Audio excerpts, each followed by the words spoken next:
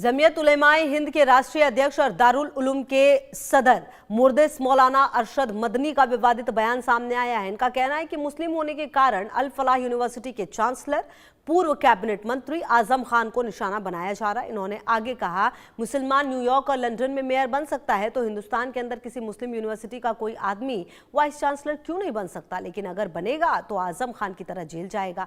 अब जरा समझिए, आजम खान कोर्ट की कार्रवाई के बाद जेल गए। अल फलाह यूनिवर्सिटी दिल्ली ब्लास्ट के बाद जांच के केंद्र में है। यहाँ के डॉक्टर उमर ने सुसाइड बॉम्ब बनाकर खुद को उड़ा लिया। इसके बाद कई तरह की और भी लिंक सामने आए और अल फलाह यूनिवर्सिटी के चेयरमैन जवाद सिद्दीकी को ईडी ने गिरफ्तार कर लिया। मदनी इनकी तरफदारी क्यों कर रहे हैं, इन्हें पीड़ित क्यों बता रहे? मदनी ने न्यूयॉर्क के चेयरमैन ममदानी की भी बात की। ममदानी की हिंदू विरोधी छवि रही और कई आपत्तिजनक बयान दे चुके हैं। सवाल यही है कि मदनी कट्टरपंथियों का साथ देते क्यों नजर आ रहे? एक रिपोर्ट दिखाते हैं आपको।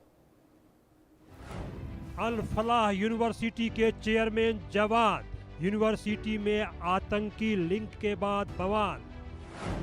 मौलाना मदनी का विवादित बयान, जवाद पर एक्शन क्योंकि मुसलमान। जमीयत उलमाए हिंद के राष्ट्रीय अध्यक्ष और दारुल उलूम के सदर मुदर्रिस मौलाना अरशद मदनी ने दिल्ली मुख्यालय में आयोजित विशेष सत्र के दौरान देश में मुसलमानों की वर्तमान स्थिति पर चिंता जाहिर की। यहाँ तक तो ठीक है, लेकिन मदनी ने सरकार की नीति को मुस्लिम विरोधी बता दिया और दो टूक कहा कि मुस्लिम होने के कारण अल फलाह यूनिवर्सिटी के चांसलर पूर्व कैबिनेट मंत्री आजम खान और ग्लोकल यूनिवर्सिटी के चांसलर इकबाल के साथ क्या हो रहा है सब जानते हैं। मौलाना अरशद मदनी ने कहा कि आज दुनिया यह समझती है कि मुसलमान अपाहिज और बांझ हो गया, वह पूरी तरह खत्म हो गया, लेकिन यह समझना ठीक नहीं है, क्योंकि जब मुसलमान न्यूयॉर्क और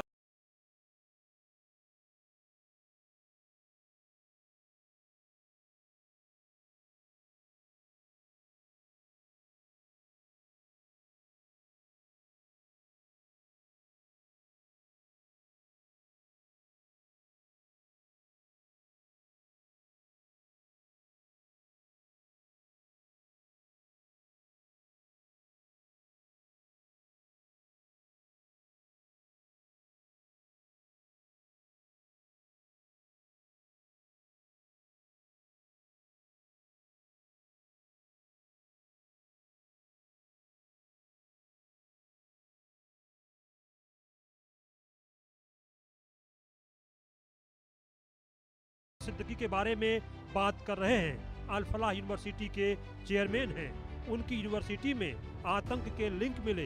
डॉक्टर लोगों की जान से खेलने का प्लान बना रहे थे। बड़े पैमाने पर आतंकी साजिश रच रहे थे और डॉक्टर नबी तो फिदायीन विस्फोट में मारे गए और कई लोगों की मौत के कसूरवार भी बने। इसी तरह डॉक्टर शाहीन भी आतंकी साजिश और विस्फोटकों की बरामदगी के बाद गिरफ्तार हुई।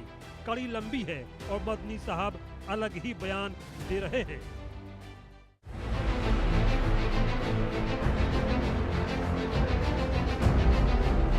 ममदानी के जहरीले बयान अक्सर करते हिंदू मुसलमान। मदनी जवाद ममदानी कट्टरपंथ की कहानी। इसी तरह जिस ममदानी की बात मदनी साहब कर रहे हैं, जोहरान ममदानी की हिंदू और भारत विरोधी छवि रही है। ममदानी के पक्षपाती और नफरत भरे बयान को समझिए। जिस पीएम मोदी को भारत ही नहीं दुनिया प्यार करती है और वो तीसरी बार लोकतांत्रिक रूप से देश में सरकार चला रहे हैं, उनके लिए ममदानी ने सार्वजनिक रूप से वॉर क्रिमिनल कहकर संबोधित किया था और उन्हें 2002 के गुजरात दंगों के लिए दोषी ठहराया।